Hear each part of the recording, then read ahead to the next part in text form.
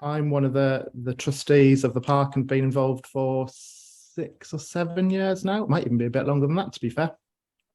My official capacity with the pool is I'm secretary and line manager to some of the staff there. What we're going to do is give you a quick overview of where we are and what the park's about and the pool, and then I'll introduce you to Pam, and if any of the other trustees manage to join us, we'll do intros to them. We're going to open it up to questions in a bit, and the way we're going to do that is if you want to put some questions in the chat box, you can do that and we'll pick some questions from there. Also, you can put your hand up, so if you use the reactions button, for anybody that's familiar with using Zoom, just put your hand up and then we'll move around. If you can keep your mics on mute if you're not talking, so when you've finished talking, just pop yourself back on mute, then that will enable everybody to hear those who's speaking. So yeah, okay, right. What I'll do is I'll hand over to Pam to introduce herself, and then I think we've got another trustee with us. Yeah, we've got Scott with us. We'll move to Scott after Pam. Pam, do you want to say hello? Hi everyone, so I'm Pam Barrett and I'm the Chair of Trustees of Victoria Park, Buckfastleigh. I was there at the start where Teambridge was going to close the pool in 2014, formed a group of people who've evolved over time, and I'm still the Chair of the Trustees. I'm going to give you an overview in a little bit about where we are and what we're doing. But I'm just going to pass you over to Scott, who's one of the original trustees as well. So hello, Scott. Hello, everyone at the meeting. I'm Scott Atkinson. As Pam says, I'm one of the original trustees and did a lot with the initial process of getting the park and the pool into the community hands again. Hopefully everyone listening to this will support where we want to go forward and support the pool. Look forward to your questions. Thanks, Scott. So before I hand back to Pam, and Pam can kind of do an introduction on what the park and the pool is about, as I said earlier, when we do move on to questions, if I could just ask that everybody be courteous, wait your turn, be polite. We are all volunteers, we're not paid. We do it because we are passionate about it. All right, Pam, are you happy to do a couple of minutes overview on? Yeah, I think I wanted to give an overview really just so that we can sort of help you frame the questions a little bit. So I won't go into a lot of detail on this because I think it will come out in conversation. But the main points to sort of understand is Victoria Park, Buckfastleigh, is a charity. It was set up in 1887 by the Hamlin family, and the pool was built in 1897. So that's 125 years for the pool and 135 years for the park. It still operates under its original trust deed. And over time, different people have been trustees. So originally it was the Hamlin family and various friends and family of the Hamlins. In 1924, it became Buckfastleigh Town Council.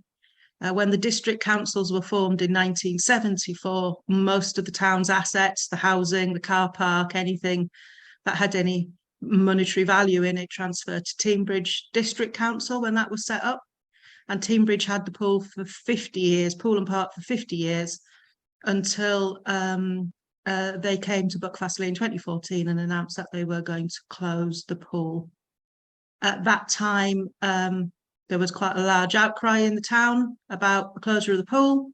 Those of us, Mary's on there with Scott, Ron. I don't know if Ron's able to dial in at all tonight. Ron is another one of the original trustees. And some other people, we campaigned really hard.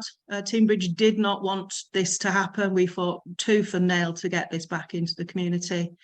And then we set about fundraising. So we've had £75,000 worth of funding to repair the pool because the pool was in a dreadful state when we took it over. It was barely functioning. In fact, That's putting it politely, really. It was in a shocking state from a lack of investment. Then we had £240,000 to do the rest of the park. And then since then, we've had another 20, 30, 40, 50,000 coming through in capital grants to do where it is today. So currently the pool and the park is a single charity. It owns everything inside the walls of the pool and the park. That includes the bungalow. Our tenants in there have a sole use long lease on it, a peppercorn rent. But the trustees remain responsible for all the physical assets there. The pool and park is in the best shape it's been in for a long time. A lot of pools that have been discussed elsewhere are needing repairs, needing upgrades. We've done all of that over the past however many years it's been now, 7 or 8 years of running it. So the pool's in a great shape. When we took it on in 2014, it cost £42,000 a year to run, and it had less than 3,000 swimmers. Last year, which was a nice typical year, it cost £54,000 to run, and we had approaching 10,000 swimmers. So on that level, it's a huge success. It supports the schools, the secondary, the special needs schools, Camp Hill, all the community, children, the families. It's the venue for a huge amount of the summer activity that is funded from elsewhere. And it's been fantastic. It's been really great. We've been supported by the town council to help, mostly to subsidise the TQ11 swimmers. So that's the children's swim. And our plan was we would carry on like that. We would fundraise to do the small children's play area. We would be constantly on top of the maintenance and repair.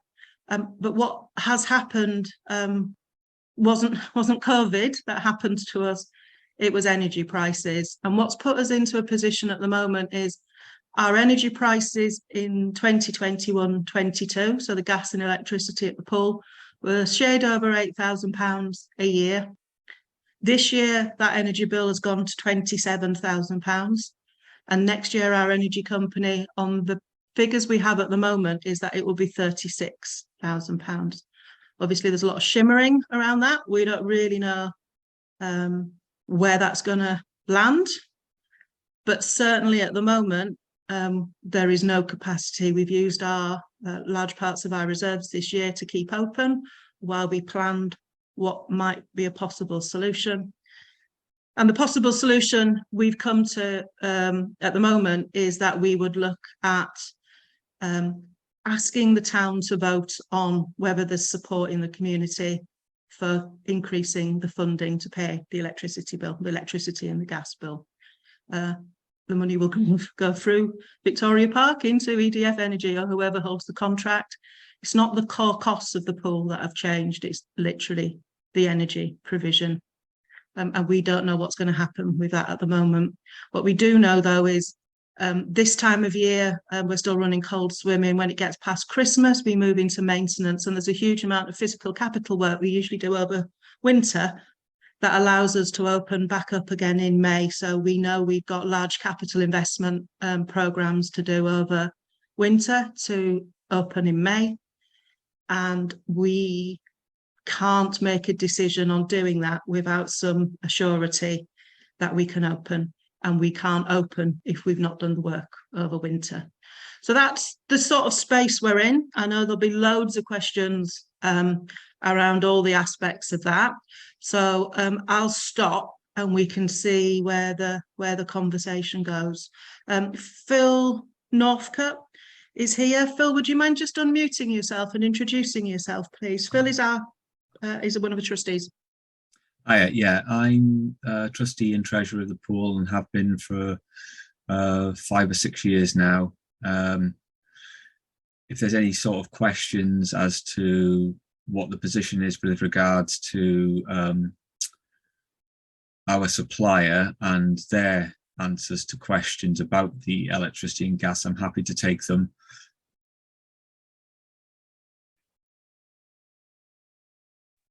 Thank you, Phil. Back to you, Dan.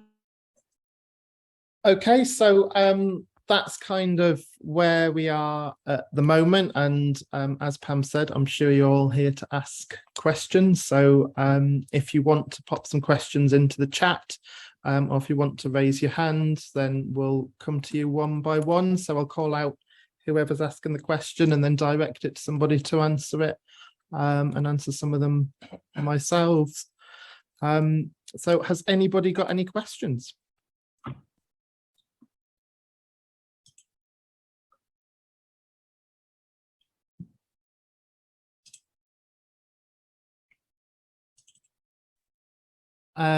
Zoe and is it Lambeth? You're on mute, so if you could unmute. Should be unmuted. Is it unmuted? Yeah, that's great, thank you. It's Malcolm. Malcolm and Zoe. It's not a question really, it's more to do with the way everything is being marketed at the moment. It's very much along the pool side, yet the pool is central to a number of things that actually happen in the park and summer activities and everything else. And if we're looking for a lot of support throughout the town, then we need to sort of look at everybody's interests and what they might be interested in. So by just focusing on the pool, if the pool wasn't there, would Buckfastleigh generally survive with their summer activities? And would the park remain as it is? So I think it needs to be wider if we're going to actually get the support of the town generally.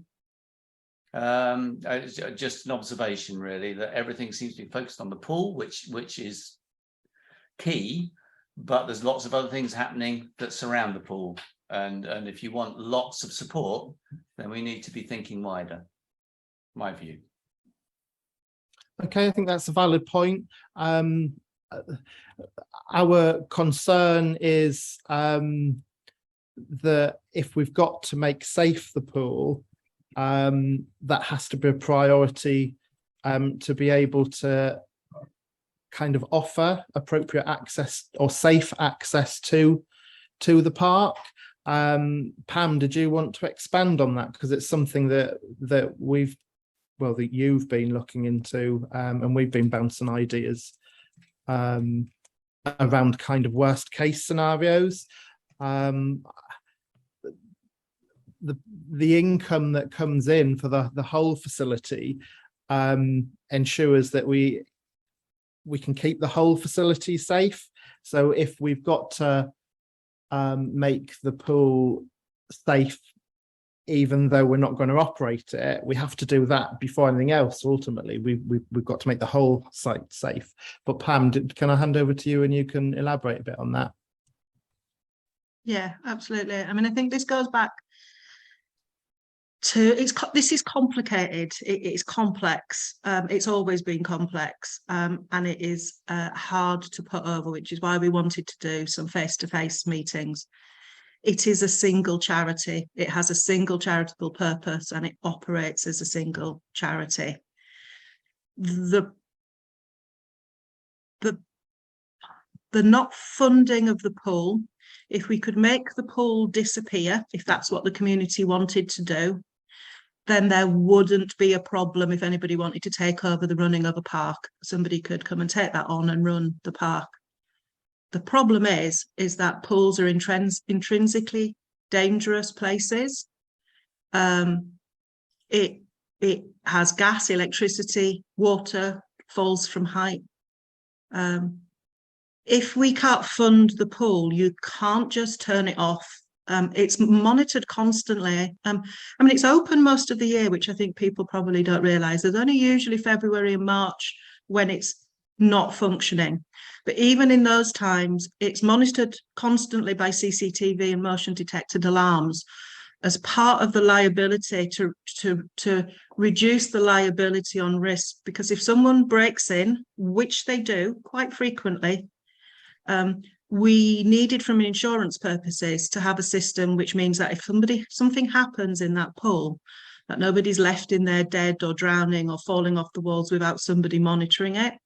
And that goes to the sort of heart of the problem. So if we could magic the pool away, if that's what the community wanted, some trustees could come along, take over the park and run it very merrily. The crux of the problem is that if we cannot, if we can't fund the operation of the pool, and we don't have staff, which we wouldn't have, I don't think you could justify. I mean, we currently employ 13 people, including a year-round manager who makes sure the whole park and facility is safe.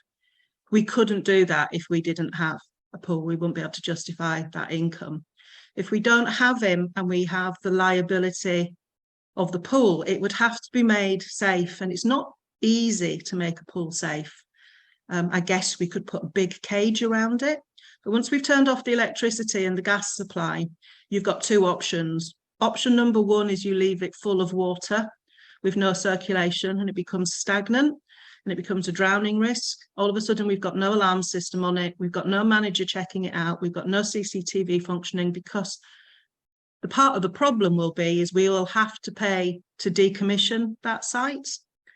And as soon as we know that we've got reasonable large liabilities, we're trying to work out how much it might cost to decommission the site as part of the contingency.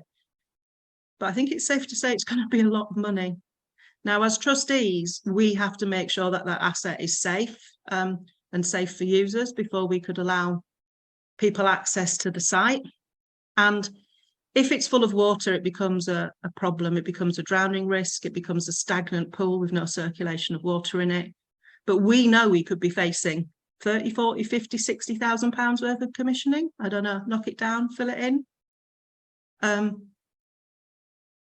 So we would be obliged to limit our outgoings immediately as soon as we know the charity is in financial difficulty. If we empty it,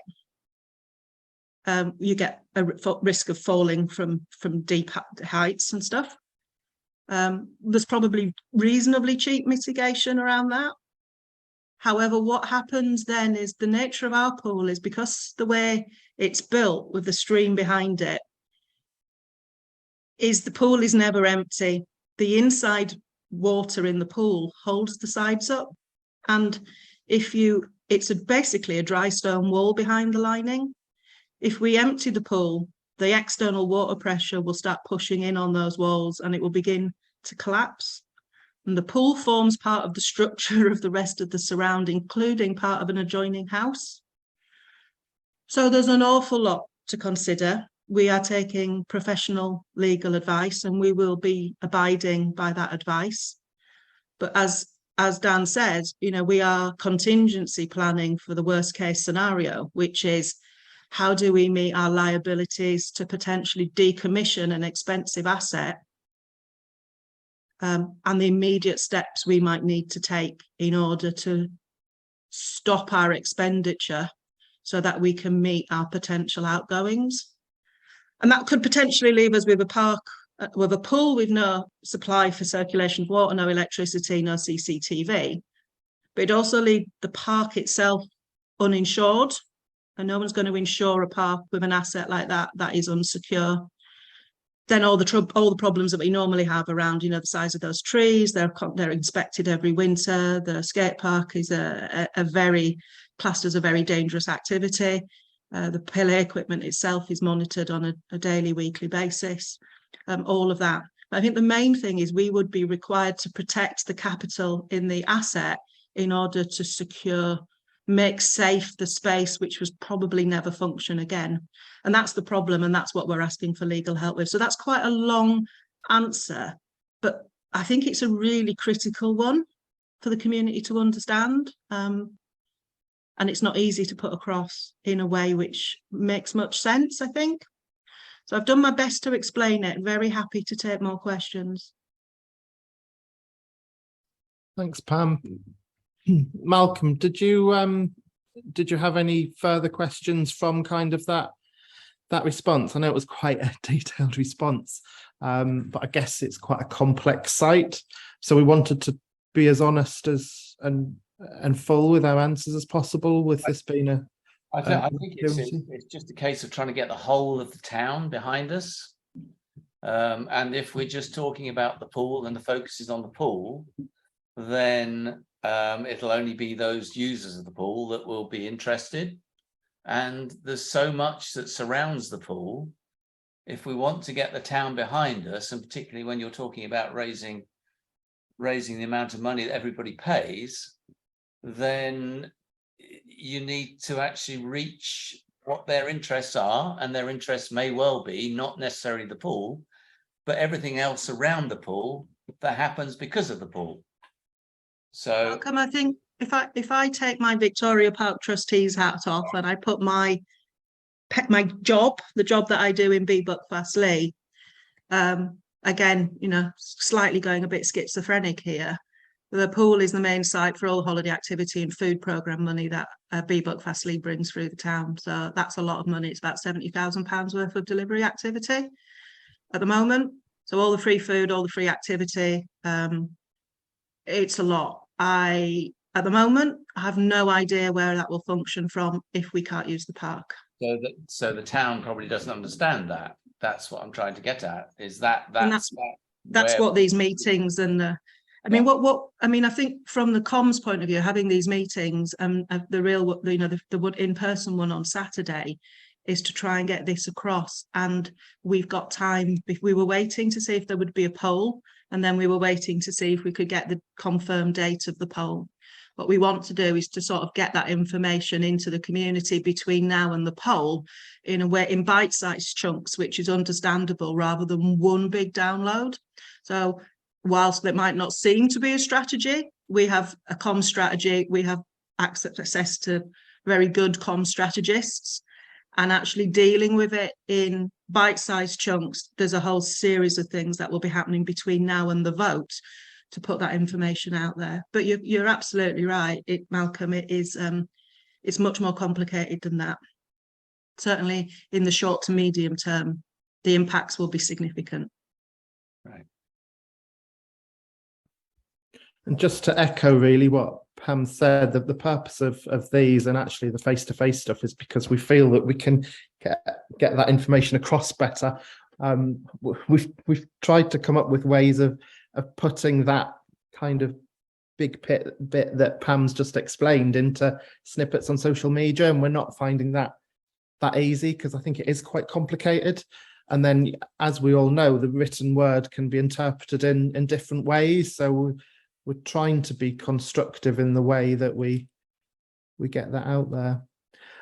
Is that okay? Yeah, thank you. Has anybody else got any questions? I don't think I've got any hands up. Oh, Can I ask a question? Not wishing to hog from this household, but just about future plans for, you know, maybe solar power or something that will support, you know, the decrease in expenditure. Yeah, so we've looked at that over a number of years, and historically it's not been an avenue we've been able to pursue as much as we've wanted to pursue it. With the solar panels, the footprint has made it unviable with quite high installation costs and actually not enough space for the solar panels. But as time has come on and as technology's developed, we are more aware, you know, now that actually there's ground source heat pumps and air source heat pumps and stuff like that. The cost of those and the efficiency of those is much better, but these things do take considerable planning. So we haven't stopped our work on that. It's just at the point that we wanted to do it, it wasn't viable. And actually, when we've done the research, we did have to replace the boilers, and we had successful grants to fund those energy efficient boilers, but we didn't foresee the increase in gas costs and the cost of that energy. If, you know, our intention is if we do manage to get the funding and we do survive this, the team are actively pursuing to you know, we need a longer term plan, which would help, but that's not going to happen quickly, and it's kind of an ongoing thing that is forever moving. Pam, did you want to add anything to that? Because I know we've all been heavily involved in a lot of that, particularly Yeah. Ron.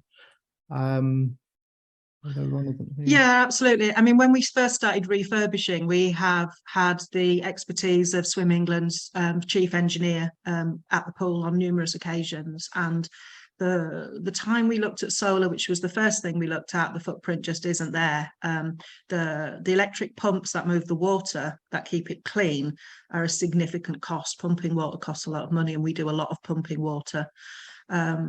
There is not enough footprint. There's also a lot of planning issues. If you look at the site, we've got houses, we were looking at remodeling the roof, which would allow us to have a south facing. There's just the installation cost, the payback time, it would never pay back for the amount of energy we could generate on electricity. When the boilers went pop in 2018, I think, again, we had a whole bunch of regional energy, green energy providers and tests done to look at what we could do. The advice at the time was put a more efficient gas boiler in, because actually we know from the work we do with other pools that ground source and air source, it is generally not massively effective. However, it would probably do the job. But at the time, again, the installation cost, technology wasn't quite right for our pool, because our pool plant room is slightly higher than the low water level. So all those quirks of having a 125-year pool really become a bit of an issue. I'm looking at Scott there. Scott is a trustee. He's a mariner. Him and Mary are mariners, and they know an awful lot about pumps and water.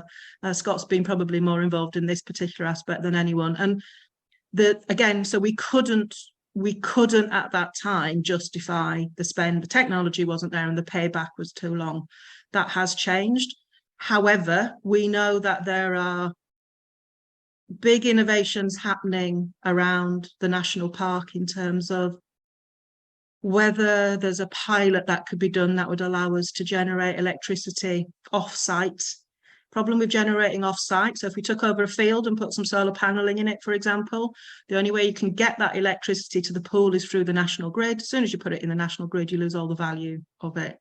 But there's some interesting government innovation funds looking for rural places, and whether there is a pilot there wider than the pool. It would be a town energy fund, so looking at what we could do in the town energy, more supply.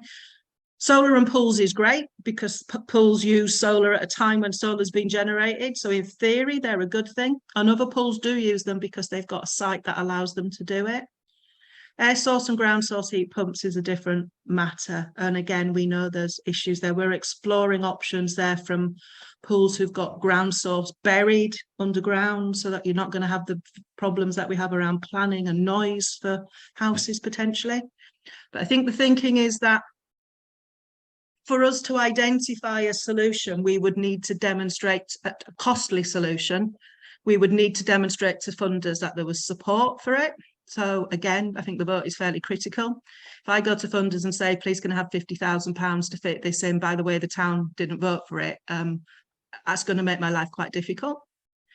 If we go and say, look, the town really wants this, you really need to help us. If we can find a solution, then get the capital grant in, and then project delivery with a fair wind behind us, 2 to 3 years. Great, thanks. It's just lots of people have asked me, why isn't that being done? And it's nice to have an answer to sort of pass on, really. Yeah. Okay, thanks. I've got a couple of hands up, and I think, is there a question in chat, Pam? I can't. Yeah, Angela's got a question in chat. How much would be raised if every household pays the 77 pence per week? Okay. Which again, I'll just answer if that's all right. Yeah, and then we'll go to some of the hands, if that's okay. Yeah. So what we've said to Buckfastleigh Town Council when it became apparent of the size of our problem next year was that we knew that this was a big ask. We're anticipating a £40,000 hole in our budget next year, and with no way of making it up, really. It's 36,000 to the energy company, and 12 to 15% inflationary costs. That's the figure we've spoken to the town council about. and the town council, so Judith, the town clerk, works off the tax base. So Teignbridge District Council produces a figure called the tax base for Buckfastleigh, and that tells you how many households you have and who pays what. And it usually works out on an average amount for a Band D house. And Judith has calculated that in order to raise that additional £40,000, it would cost 77. It's going to cost in the order of 77 pence per week per household, and that would raise sufficient funding from the tax base in order to meet that potential gap. Thanks, Pam. So that's a figure from the town council to meet the overall budget deficit that we're expecting as a result of energy next year. Okay. Can we go to Councillor Sarah Parker-Khan? Sorry to keep you waiting, Sarah. No, that's okay. Thank you. I think it would be so sad to see the pool park and bungalow no longer there anymore, because I think we all recognise what a valuable asset it is to the town, particularly for those who can find certain things difficult, you know, with the kind of demographics you've got within Buckfastleigh. And I'm just wondering, should the worst case scenario come into place whereby I know that the poll isn't binding, but the town council feel that they aren't able to fund the shortfall that you're facing for next year, is there any mechanism whereby you can potentially kick the can down the road for a year? You know, perhaps put a moratorium on opening so you could reduce some of your costs in the hope that whatever's going on in Ukraine resolves and potentially energy prices might come down again. I know it's a bit of a finger in the wind, but it would be such a tragedy to see it go if you weren't able to access the funding. If things were to change in 12 months' time, for example, I know there will be some residual costs involved in keeping the water flowing and making things safe, but I don't know whether that's being considered at all. I hope it doesn't come to that, but whether that would be a possibility just to have a year's closure perhaps, or cold water only. I know some people have mentioned that. I don't know the practicalities or the costs that are still involved with that, just so that you give yourselves opportunity to be able to possibly have reasonable bills, but maybe to be able to draw some funding in from somewhere else. I know it's really difficult though. Thanks. Yeah, all very, very valid again. There seems to be this perception that it's us just heating the water. That's not really what our major issue is about. It's about actually keeping the water moving and filtered and clean. So there's been a fair few comments about, you know, could we do cold water swimming in the summer once the water is hot. Actually, if you get a good summer, I think we've posted some stuff on social media, the water does stay hot and sometimes actually gets a little bit warmer just from the sun. We've got the pool cover, which retains the heat once it is warm. But our issue is actually keeping it safe. Then obviously there's the kids that use the school for their swimming lessons. There's the school kids that use the pool for their swimming lessons. It's not really an ideal scenario for them to be in really cold water.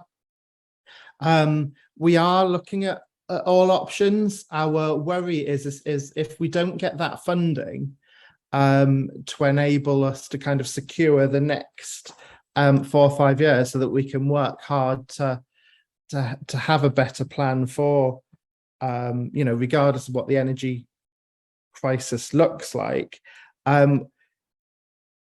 We need to have a plan that actually we can make the site safe. So having it just stand there for a year and us still have overheads on the insurances and the ROSPA inspections and the maintaining the park and keeping it open to the public and the staff, if we then start delving into some of the funds that we have to fund that, then we're in a bit of a panic that we might not have funds to make it safe at the end of that year. It's kind of a bit of a too much of an unknown.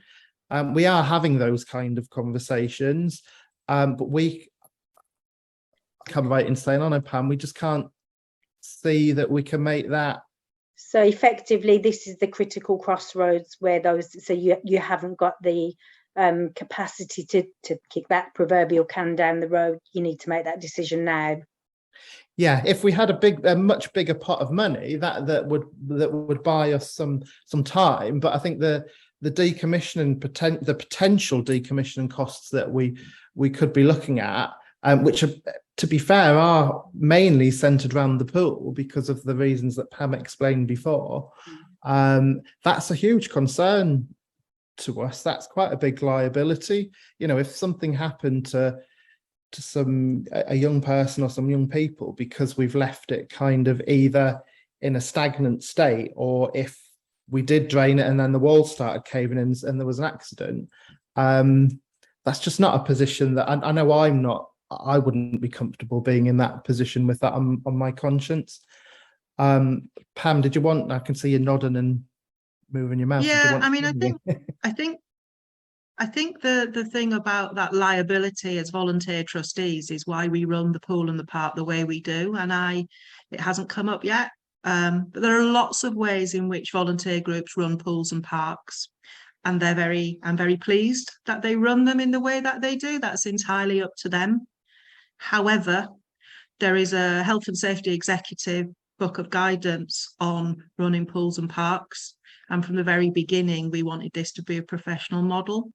As volunteers, we run the risk of being up for corporate manslaughter on a bunch of assets which are highly dangerous. We've got gas, electricity, chlorine, naked children, deep water, high drops, big trees, skate parks, climbing frames.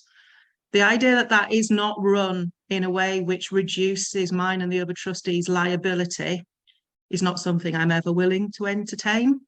I'm very, very happy to pass that responsibility to anyone else who would like that liability. But at the moment, when that pool stops functioning, we will need to ensure that any funding that we have is made to make that safe. And we believe that they're making that safe could be beyond what we've got in our reserves.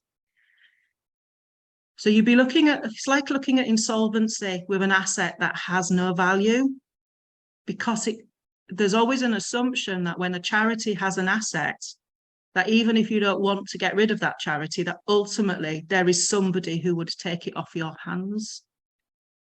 In this particular instance, given the planning nature, it's on a floodplain, it's got a rather large decommissioned, dangerous building in it. The lawyer who's doing this for me is rubbing her hands with glee because it's complicated and it's going to require a bespoke scheme with the Charity Commission to work out whether we would be within our rights to spend a penny on anything once we know we're facing a large decommissioning bill. So it may well be as soon as we know we're potentially facing a large decommissioning bill, we have to pull until such time as our legal advice is, oh, you're all right, you can spend that other money on, opening this up or continue to run your electricity or anything. Now, we will follow that legal advice, because to not do so opens ourselves up to risks which we think are unreasonable risks for volunteers to carry. Okay, thanks, Pam. I know I've got another question from Angela, but can I just go to Gavin? Gavin, you've had your hand up for a while, so to keep you waiting. Hi, thank you. Yeah, I mean, obviously, this is an incredibly complicated issue, and that's obviously been highlighted by everything that's been talked about. Obviously, having got wind of the situation, I've spoken to people informally about, there's places like Timber Fly there who have done lots of things recently with grants that are available from, and I'm sure you're looking into all of that. For me, the sort of irksome thing about this is that for whatever reason, I've heard nothing about the trouble and strife with this very complex, conflated situation that we've got, where, it's not just a pool, but it's also Victoria Park. And sadly, the way that has come across is, to me anyway, personally, is that it's kind of that point now, you know, rather than we perhaps could have had some sort of open discussion about it with the town earlier, it's now sort of either you give us this money or else it's all going to fall down, which, you know, that might be the case, but it certainly isn't a way to entice me to want to have to make a decision like that, because it's a very complicated issue, like you say. I mean, it's crazy to me that we have to consider, or as individuals, you have to consider what a trespasser might do if they trespass into, you know, an area they're not supposed to be in, and that somehow is going to cost money. Has anybody presumably looked into how much the liability is, like, to ensure it as a relatively secured location full of water, what that's going to cost in terms of like this pushing it down the road thing? Or is it, because the other part of it is that the numbers that are being talked about, on the face of it, I was on the understanding that the shortfall was entirely due to the energy prices, but actually the numbers that you're talking about imply something much further than that the numbers are bigger. So there's obviously a deeper problem here about how it's funded and where the money's coming from. So yeah, it's really complicated, but yeah, there's nothing particularly to add more that that's the situation I feel I'm in. And it's a sorry situation. So yeah, I'll stop talking there. I'd like to come back on that. That is the truth of the situation. And I don't blame people for being cross. I'm personally furious. The idea that energy companies are forcing our community asset that's 125 years old into this position, I think is scandalous. And you should be really cross. You should be absolutely livid about it, because I am. We're about to lose this asset that's been through 2 world wars and God knows what else, through Great Depressions and all sorts of things, off the back of current energy policy. And it's a scandal. And in the meantime, we're still paying our council tax. So the point you made about Teenmouth-Lido is still run and paid for in part by Buckfastleigh residents' council tax. We still pay our council tax to the district and to the county for services which we don't access and can't access. Our young people can't access huge amounts of these facilities. Newton Abbot, Teignmouth Pool, Teignbridge District Council's officers have worked on government funding for that Lido exclusively, and we have paid for it. And we will continue to pay for it when our Lido closes. And it's a scandal. Be cross and remember what's happening, because it's not happening for the want of our community and our trustees. It's a political choice that's happening here, and it's a scandal. Yeah, I think just to be clear, Gavin, you mentioned grant funding as well. Pam has been very successful in being able to gain lots of grant funding for to fund some swimming and to fund capital expenditure. What we aren't able to do is obtain grant funding for general running costs. Those sort of grants just aren't around. So we hear people saying, well, can you get more grant funding? Well, yes, we can, but that tends to be, and that's part of our plan, that actually if we get through this, there's a good chance we can raise funds for some of the ways of, ground source heat pumps and that sort of thing that actually are much more viable now than they were 2 or 3 years ago. And I think part of your question, it sounded a little bit muddled in some ways. Our issue is the increase in energy costs. Our deficit is the energy costs, just to be very clear. And it is very sudden, which is why our reaction is very sudden. And I can talk about that from my own businesses as well. We're having to react very quickly to try and save some of my own businesses purely down to energy increases, because we've got some sites, we have pulled out of a couple of sites from a personal point of view purely because of energy, not because of anything else. Does Pam's response and my response answer some of your, or have you got anything else to add? Any further questions from what we've said, Gavin? Well, yeah, I mean, like I say, I was rather muddled. I am rather muddled about the situation because, like I say, the issue is that from what I've seen of the numbers and the things that we've been talking about, we're talking about a deficit of whatever it was, 28,000 in the energy costs, but the numbers that you need to run it next year are 40-odd thousand. So that doesn't add up, the deficit. But that my point was just more that what's happening now is because it's so complex. It's like the proposal is you do this or everything's gone, and it's all going to get bulldozed, and it will be your fault. This 125-year-old asset has been destroyed. Whereas, you know, you'd like to think that if there'd been conversations with the wider community about how they feel about these things, because, like I say, like somebody else mentioned, it's a pool, and obviously the pool is inherently quite an inefficient operation in this modern world. Obviously, it's been hit by this massive increase in prices. But the fact that that is somehow affecting charitable access to parks and all those things, which actually seemed like a bigger issue to me rather than a little pool, personally. It just seems crazy that's being conflated, and that there's no obvious proposal about ways that we can, because, you know, the sentiment on the sort of in the world is that hopefully these prices will come down. There's lots of things that, as you've already said, that you can do to increase the efficiency of your systems.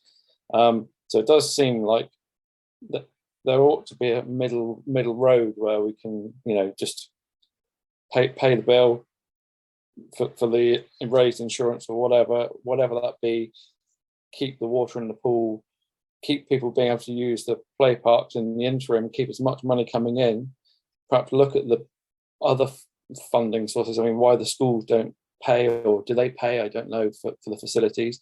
Maybe they should pay more, you know, all these sorts of things. But it's sort of like now we're in this position of like, do you now want to pay for the next 5 years or whatever it is for, you know, this really complex situation that you kind of got no real say in? And I think what you're saying there, Gavin, as well is, so when I started off explaining, is if we can magically secure the pool, then there is a park there.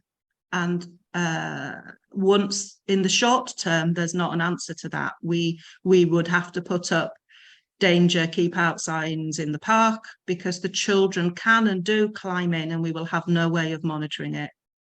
In the medium to long term, there is a solution. Once the required steps have been taken to secure a no longer functioning pool, then there is an asset there. And I think the question then is, you know, who wants to step up and run that part of that asset? These things are normally run by councils for a reason. It's because they're complex and they're expensive. In our community at the time that this happened, the council didn't step up and take it on, so individuals did. That is always an option, and then they can hold all the liabilities as a corporate body rather than as individuals. And I think there is a question then for those of us, particularly, well, not even just those of us who've been around since the beginning. You know, I obviously think Phil's relatively new, but like you said, he's been here 6 or 7 years doing it. You know, we spent 8 years of our lives building that place. I, for one, am not going to sit around and take responsibility for decommissioning it. So there comes a point when you've got an asset in a community like this, is who is going to do that then?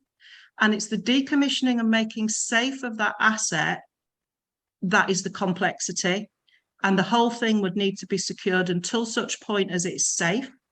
When it's safe, really, really welcome people coming forward and taking that on, because that's what it's going to need.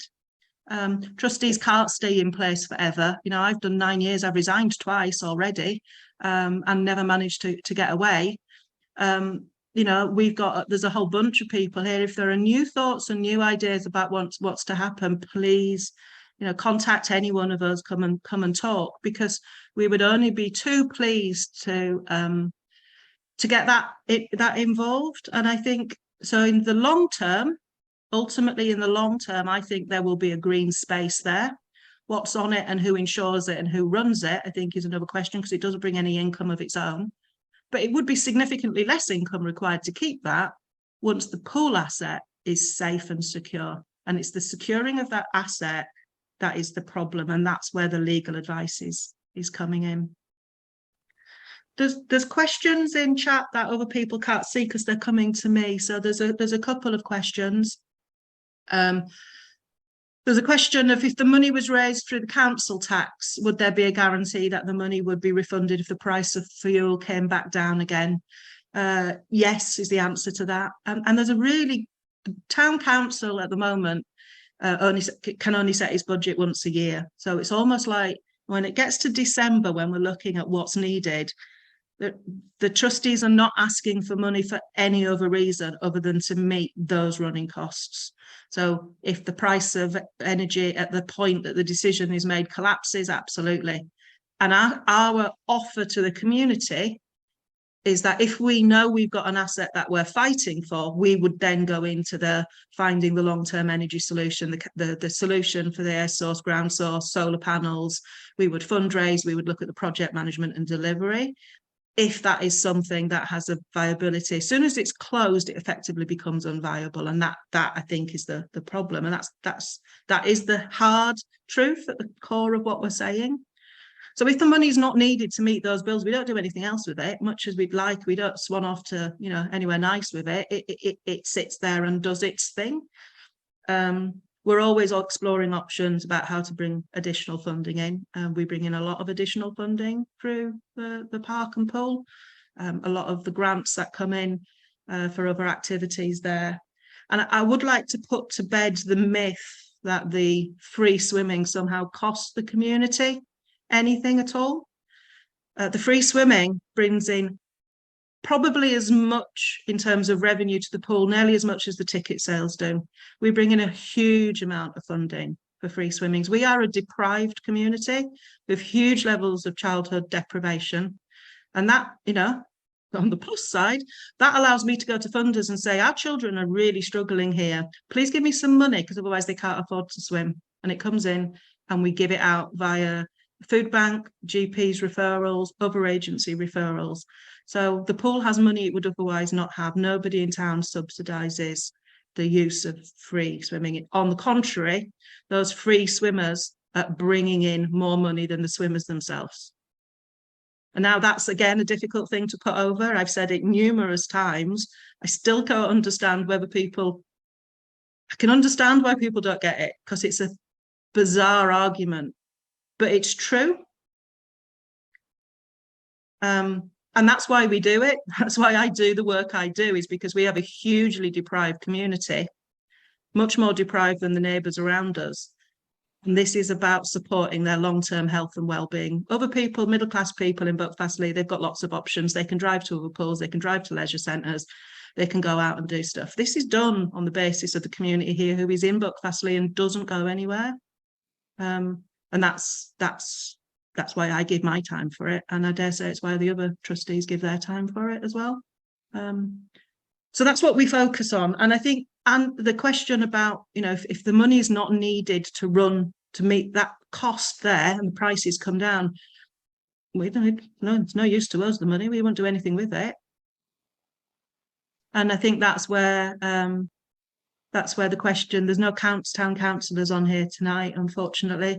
But that would be a question for them then, what they would do with that money. I know what I would do with it if I was on the town council, because one of the big things we've done here is not to just, we could have, and I suspect lots of organisations would have, just gone to the town council and said, can we have the extra funding? We deliberately didn't do that. That was not the strategy that those of us who have been involved with the town council and stuff have ever advocated.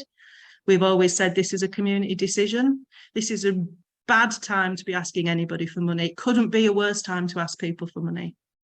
What are we meant to do? We're not doing it for fun. We're doing it because the asset will close if we don't have that funding. And rather than just ask the town council for that money, we ask them to run a poll, a referendum. and to abide by that poll. So the question of what happens here is not down to the trustees, it is down to the community, and it depends who turns out to vote and how they vote on that day, because the decision either to raise cap taxes to keep it functioning or the decision not to do that and close it are too significant for any bunch of people sat around a table, in my opinion.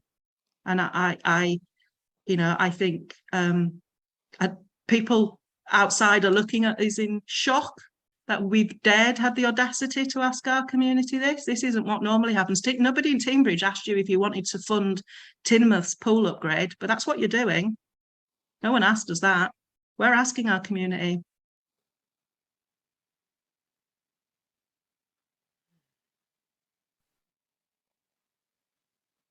I can't see questions in chat, Pam. Are there any others in there? Yeah, I'm saying it's quite difficult for me to monitor the chats to me and answer the questions, but let me see if I can find the other one. There's a question about, does it have to be council tax or could we fundraise? I mean, we fundraise all the time, more fundraising, fab. If anyone thinks they can fundraise £40,000 between now and January, please do, because that's what we need. Fundraising would be great. Richer communities fundraise really well. And I work with pools all over the country. I work with all our local pools. They get nice big donations from the Masons. They get nice big donations from rich clientele. They run raffles that bring in £10,000 worth of tickets. That doesn't happen in Buckfastleigh, and it doesn't happen for a good reason. So fundraising is good. Would it produce us a reliable set of income which would allow us to go ahead planned? No, we need to know it's there before we commit assets.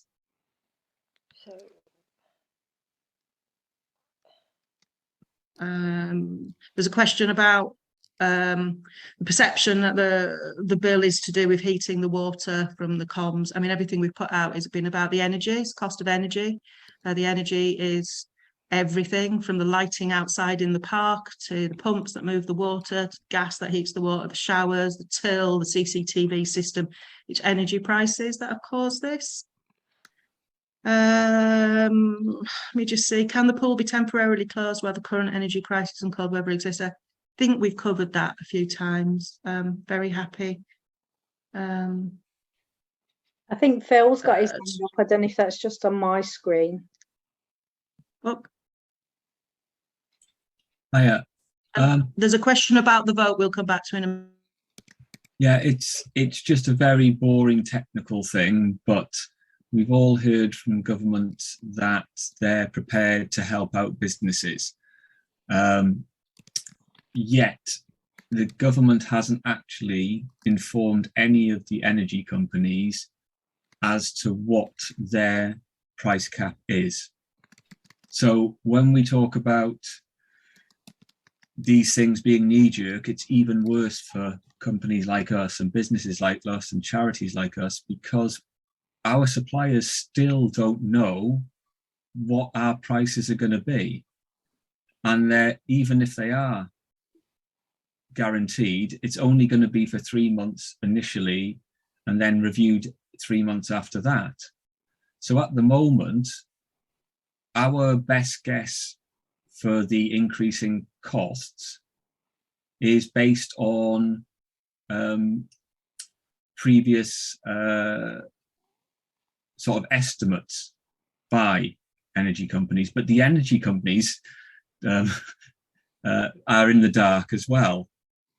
And the other thing is, with regards to insurance, there are so few companies willing to insure outdoor pools that we are very, very limited as to what suppliers we can go to. And I think we would struggle to insure the whole of the Victoria Park if the pool was closed and not secured and had everything done. So boring technical details, but we're still struggling to get a real fix on what our energy costs could be in a year's time. And that's how businesses should be run. They should be knowing what's going on well in advance, and we don't.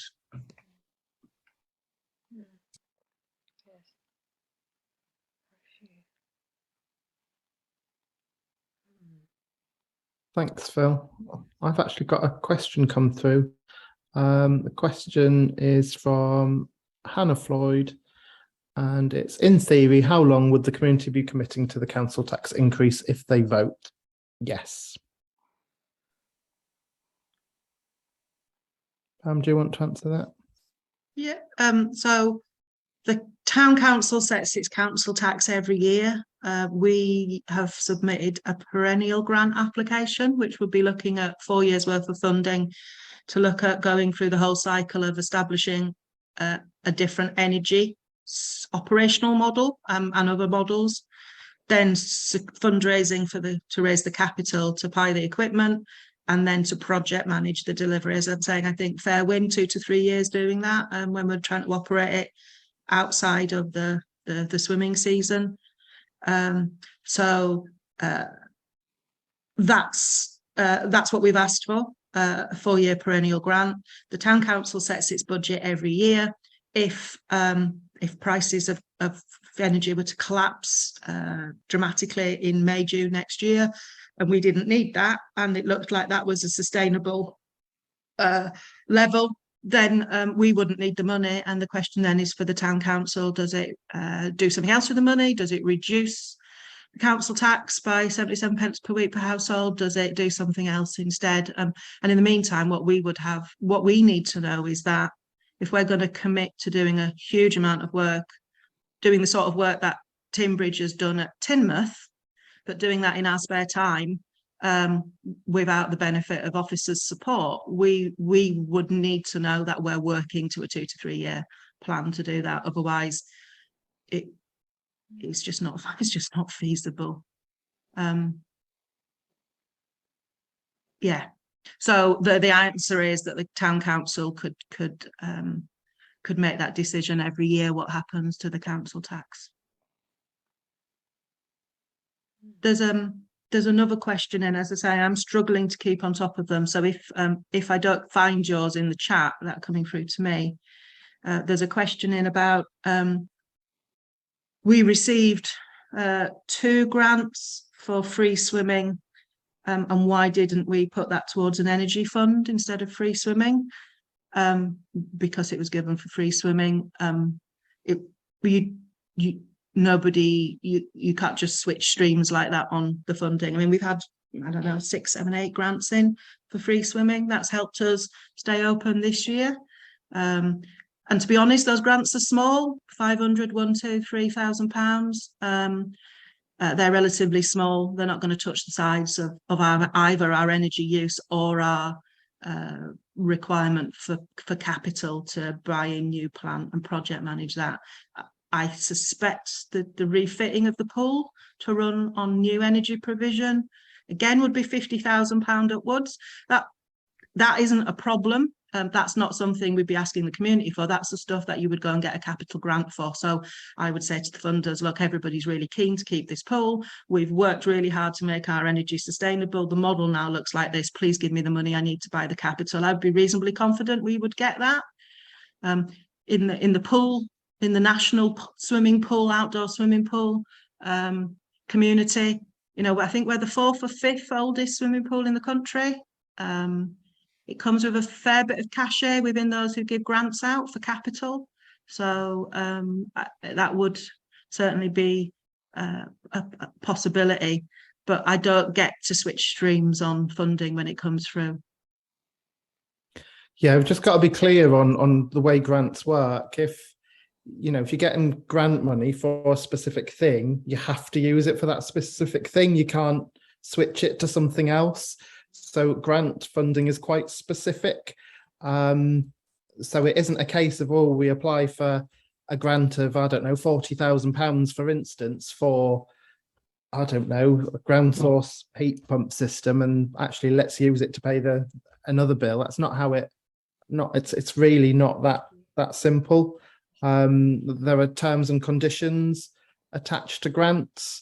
So we'd be in big legal trouble if we started spending money that was brought in for one thing and spending it on a different thing. So I just wanted to kind of reiterate reiterate that. Otherwise, things might be a little bit simpler in some ways, wouldn't they, Pam? Yeah, there's a question in about the process of the vote, and I think again, this is an odd thing to be doing, to asking the community to vote on it. The vote itself, so the trustees have, pretty much asked the council not to take a decision on this, but to go to a vote. I think if we'd asked for the money from the town council, to be honest, I think majority of the town council would have probably backed it. Just so as you know, but we didn't. We asked them to have a vote. The vote itself is run by Teignbridge District Council, and it's called formally a parish poll. It comes with a whole set of rules and regulations. It's not part of anything to do with Victoria Park trustees, what's happening on that. It is run by Teignbridge, and Teignbridge have set a date. There's certain notice periods. It will be happening on the 27th of October, which is a Thursday, which was they always do them on a Thursday, and that was the last date that could be done, which would then meet the requirement of the town council looking at a draft budget in November and a decision on their budget in December. The vote will take place between 4 and 9 o'clock at Buckfastleigh Town Hall, and it is an in-person vote only for people who are on the electoral register in Buckfastleigh and Buckfast, so anybody who's on the parish electoral register. So children can't vote. If you've only just moved in and you're not on the electoral register, you can't vote. And it is, there'll be no polling cards sent out. We'll do our best to advertise it as much as possible, but it's normally the thing that the town council does with putting a notice up. I think the notice is probably up, but the more information there is that it's happening, the better, I think. And it is a non-mandatory, it's a non-binding vote, so a bit like Brexit. The town council doesn't have to abide by it. We've asked them to abide by it. And it is a simple majority. So if 3 people turn up and 2 vote for it and 1 vote against it, that's a majority, and that would be the thing that would the town council would take into view. Now, if only 3 people turned up, I'd say most people weren't bothered. I'd close the damn thing down myself. So I don't think that's going to be an issue. If what we want to be able to see is a good turnout, I think the bigger the turnout we've got, the stronger the mandate is for the decision for the town council. So, what does the community want to do about it? And then, we'll be waiting until the decision, until the town council sets its budget in December before we are able to activate either plan A or plan B. So we've got both plans, contingency plans in place for getting ready for opening and starting the recommissioning for more energy efficient and cost reduction, or the nuclear option of, right, what the hell do we do now? Because we can't meet our potential liabilities as a charity.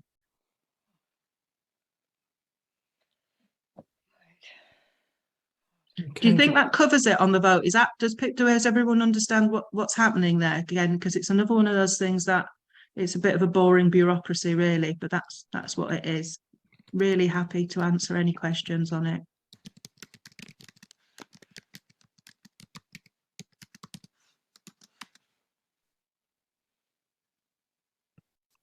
Have we got any more questions? Sorry, Yeah, there's another one coming in. So there's a question again about how does the park fit in with what's happening with the pool? So I'll try and explain it a different way. So the trustees of the charity, and the charity has an asset, and that asset is everything inside the walls of the park: the pool, the park, the building, the climbing frames, the trees, the grass, the lighting, the bungalow, part of the toilets, incidentally. Half of the toilets belong to Buckfastleigh, Victoria Park, Buckfastleigh, which is interesting. So all of that is what we're responsible for, and we have to run that safely and without incurring liabilities that we can't meet. Currently, everything's tickety-boo. We're absolutely fine and have been fine for the 8 or 9 years that we've been running it. We're always bringing money in. It's always a bit of pressure, but it's sort of balanced. This energy bill has thrown everything out of kilter. which means that because the pool is facing costs that it potentially cannot meet, it will drain all the rest of the funding just to make that safe.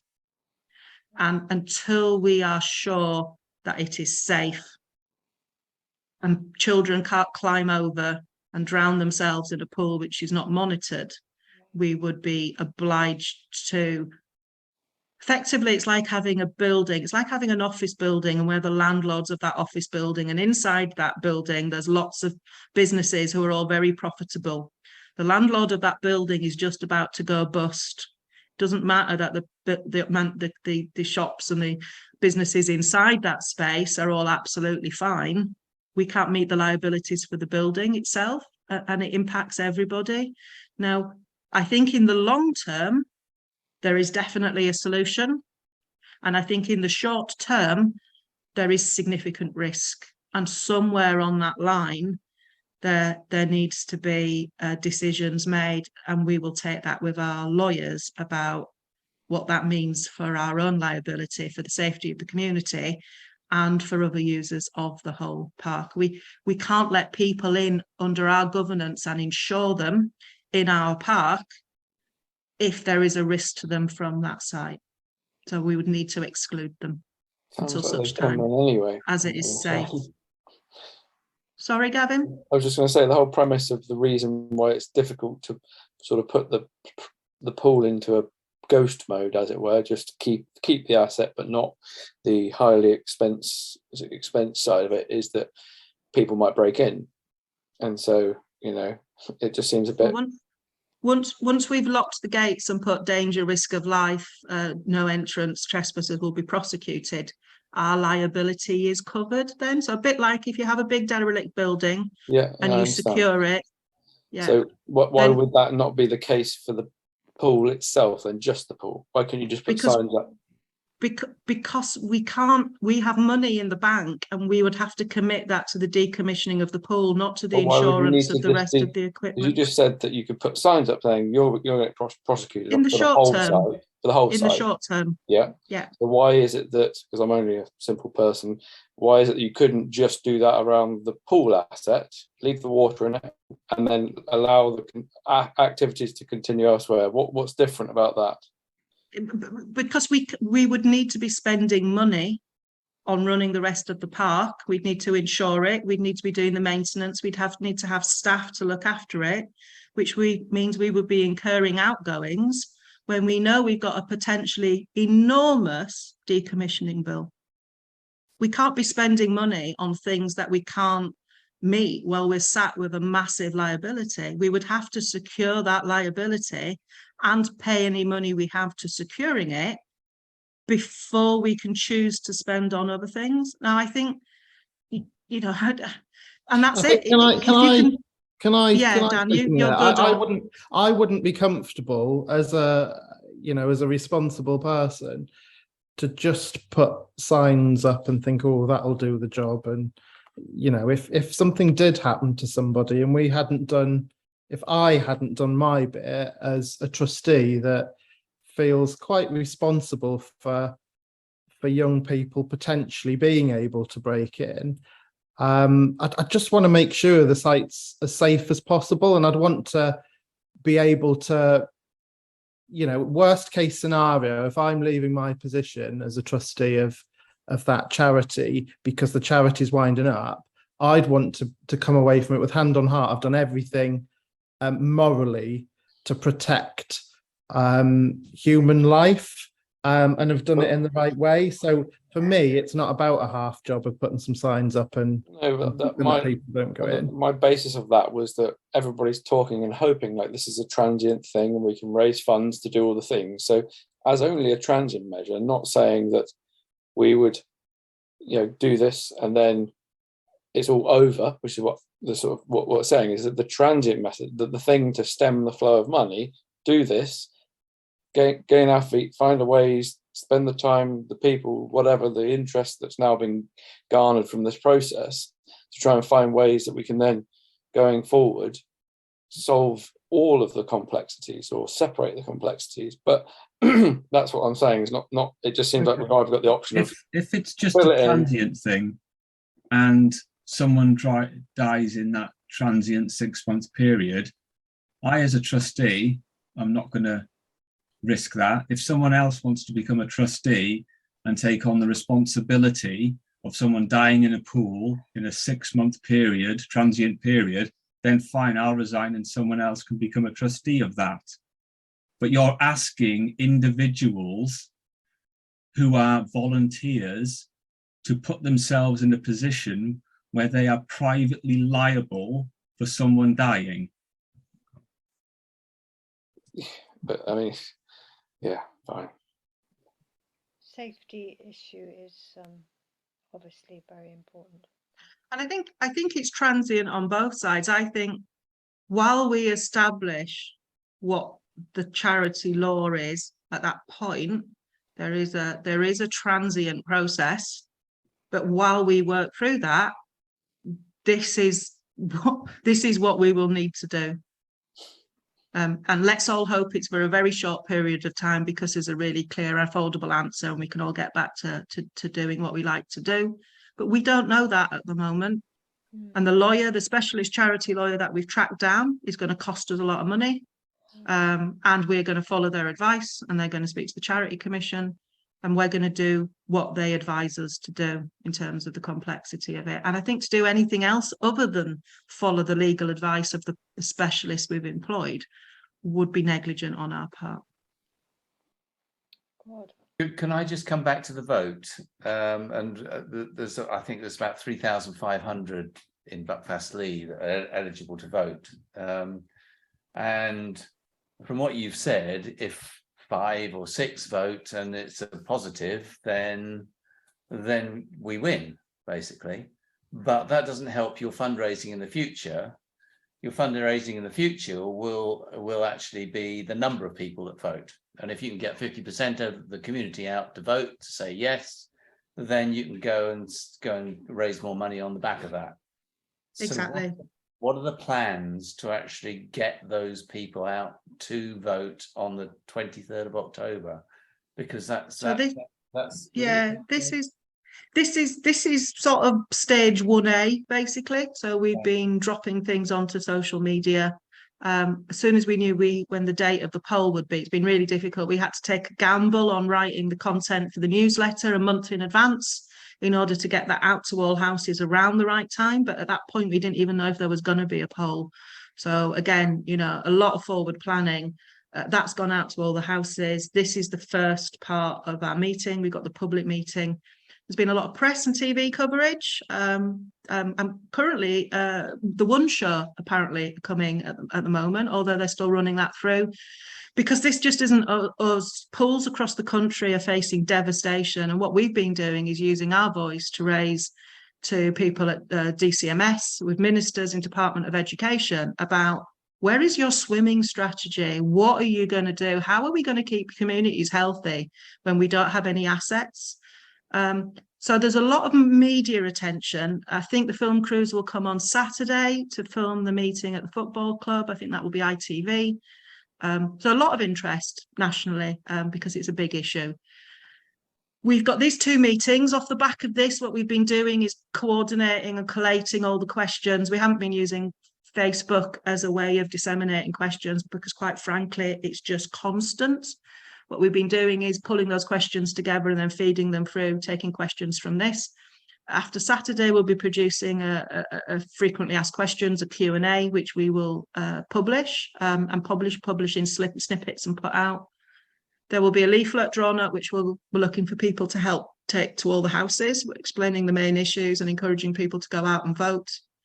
What else are we doing? These meetings will be set up on Facebook, so we've always had the intention of recording these so people can see. We've got an exhibition. So in where I am at the moment, Buckfastleigh is paying for an exhibition, because as well as potential closing, this is our 125th anniversary. There's been an artist in residence in 2018. So we're changing the living room into an exhibition. We're hoping that will bring people in. People can come and ask questions then as well. There's going to be activities throughout the exhibition. There's marketing stuff going out, pool activities. And then, of course, we've got Hello Autumn that we're Buckfastleigh is funding in the Halloween. Jemima and Ian are doing the Changing Rooms of Doom, as they always do. Again, another completely free activity for children with prizes and food and whatever. And all that week, we've got Hello Autumn running. So we've got activities happening in Victoria Park with food and activities happening. So we'll have an opportunity there to have people to go and vote. Can't think of anything else. Very happy to take suggestions if you think that it's a huge amount of work. And frankly, you know, there's just a few of us bearing that work at the moment. It's very tiring and it's all consuming. This is a big job. When we did this in 2014, so when it was going to close in 2014, the entire community was up in arms at the thought of losing it. There was support pouring out everywhere. We had a whole team of trustees. We worked on it constantly. We were meeting every night. We put a huge amount. It was a fantastic involved team of people wide and around to do it. I think we're at a point now where it's like that isn't there, and that's draining. You know, we're not feeling it. There've been close times in the past month where I thought, well, I'll just resign. But I won't do that because the kids deserve better than that. Yeah. But it needs sharing. The burden needs sharing around a bit more for the people who benefit from it and want it. People need to step up. And there is a point from I don't swim. I don't have kids. No skin off my nose. If the community doesn't want this, it doesn't have to have it. There is nothing that says you have to have a pool and a park. Nothing whatsoever. If you do want it, you need to make your voices heard, because it will be almost impossible for me to go and get capital grant if 2 men and a dog turn out to vote on that 27th. And we need to get that message out there. So if you've got any ideas of what we could do so, because then we need a resounding vote, and that will make a massive difference. Yeah, that's very informative. Okay, have we got any more questions? Claire, Brassett? I mean, it's a bit last minute, but can any of us do massive posters that we stick in windows saying your vote come to, or drop leaflets or? Be really helpful, Claire. Would you mind? So we've got a group of people coordinated, ready to do the leaflets just as soon as I write them, but I'll be writing them after Saturday's meeting so that I can cover all the questions that are raised at that as well. And I can make the best thing possible. But towards the middle of next week, we'll be looking at trying to get people out to deliver leaflets to each house. So would you mind either messaging me or one of the organisations on Facebook? The email for the pool is bfl.pool@yahoo.co.uk, or any of the normal Facebooky things would be good. We've got quite a few people geared up to do that. But it's quite hard, you know. It's complicated and it's quite stressful. A small A4 poster that everybody could put up in a window. Oh yeah. That's the plan. So the plan that we will deliver is on one side it will have, Save the Pool in the red logo with vote on the 27th of October. Don't forget to vote, which you can use as a poster. And the other side will have some key bits of information about what it means and what the issue is. And then people can go that way. And I'm particularly keen that we reach the families that make most use of it, and that the families that are stuck here, that they go and have their say. And I do think that it's people's democratic right to vote on issues regardless of how well off they are. I think is really important. Democracy isn't just restricted to those who can pay for it. So we'll see, but we do need to get that vote out for whichever way it's going to go. Yeah. It's in the newsletter already, is it? Yeah, the trouble with the newsletter, I mean, the newsletter is fantastic, but you've got to get it in then about a month before anything happens. So the deadline for copy is really far ahead. So you're constantly sort of second guessing. So I wrote that newsletter article in the end of August. Good. Okay. Okay, I think we're about done. So our next one is on Saturday at the football club at. Can I just, there's just another question, and I'm not sure it's who's put it, about section 106. Who was asked about section 106? I can't Somebody see. who knows about section 106. Sarah, I'm looking at you. The problem with section 106 for Joanna is we don't have any. There's no building in Buckfastleigh, and Dartmoor doesn't always collect 106 if there is. So we don't get it, and none of the money that's collected by Teambridge makes its way out here, as we've said before. Section 106 would normally be for education anyway. It wouldn't come to a swimming pool. Well, in South Hams, they're generally investing speaking. in play parks and things. So South Hams use lots of theirs to put into play parks and to community facilities, but we don't. None of that comes in from Teambridge for us at all. Most of Buckfastleigh is in the national park anyway, and they would collect 106. Teambridge is generally community infrastructure levy, but you don't have the volume of building for anything to make that worthwhile. Not had any for ages. No. One of the things we have thought about, because where we are geographically located right on the edge of South Hams, there's a lot of South Hams swimmers come and use our pool, and use our services from Buckfastleigh, but of course we don't get any receipts from them.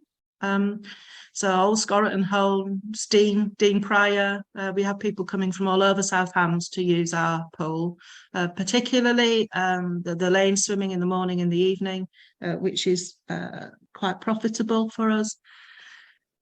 We don't get any money for them. We're talking to them about actually, we have some big direct debits set up at the moment. So some people are putting £100 a month in.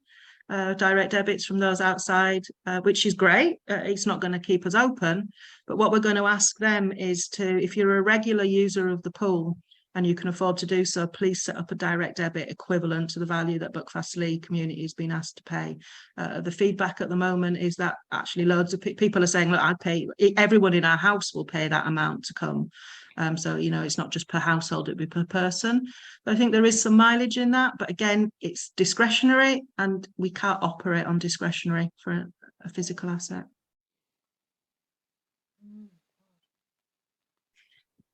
So anything else before we close? I can't see the chat, Pam, for some reason. I can't see anything. If there is anything, please put your hand up, because I've got a little window with the conversation in. Email. That's great. So No, we will make this broadcast available for people to see. I hope that's okay. I don't think there's any confidence is broken or anything that's been said on that. So thank you. Yeah, just thank you everybody for coming along. And if anybody can make it on Saturday, or encourage neighbours, friends, family to come along and just help us spread the word. That's great. Thank you very much. Thank you. Thank you. Thanks.